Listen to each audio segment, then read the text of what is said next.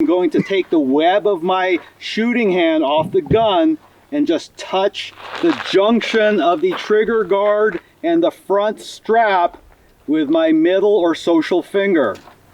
That's my index point.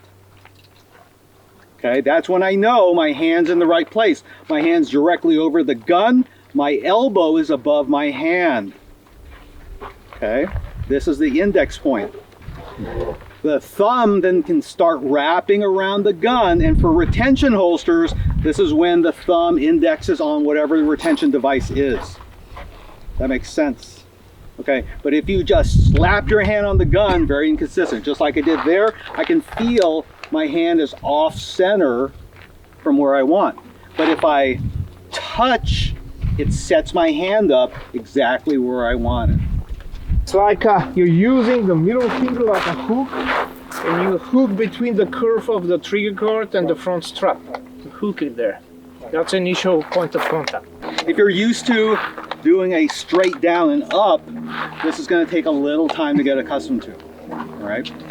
One thing is when that middle finger hooks around that base of the trigger guard and the front strap of the weapon, as it comes out of the holster, you want to do one of two things, because you want the gun as low as possible in your hand, right? Minimize the leverage. You can either slide the gun hand towards the beaver tail to establish that really high grip, or as the gun's coming out, I'm pulling back and down with my fingers to seat that gun really deep into my hand. Okay, you can play around with these two different techniques, but you want it as high as possible, right? Because this sets you up for everything else. Trying to readjust your grip in the middle of a gunfight, it's going to be kind of spicy. All right, so we want to make sure that as that index point is achieved, we drive that hand either up towards the top of the beaver tail as we draw it out high, right? We see all this fold here, or I'm seating the gun and pulling down with my fingers as it connects and still getting that really high, minimizing leverage grip. For the guys with the retention holsters, primarily there are two types of retention holsters. Okay, let's say three if you include Serpa, one black hole Serpa. Yeah. But most of the retentions are here or here, right?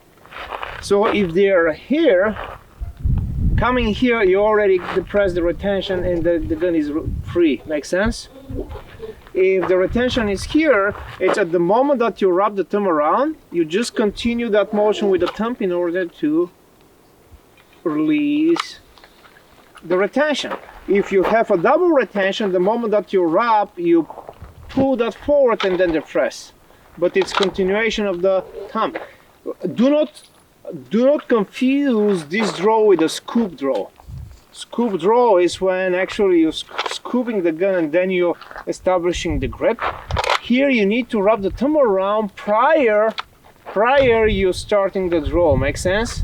Prior initiating the draw. That's our safety. We need to secure that with the thumb.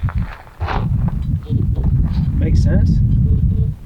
Secure it with the thumb and then initiate actually the draw.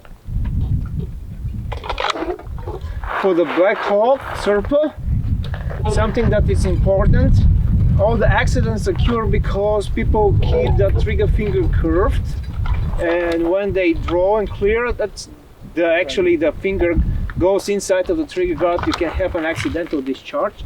Instead of keeping the trigger finger curved, follow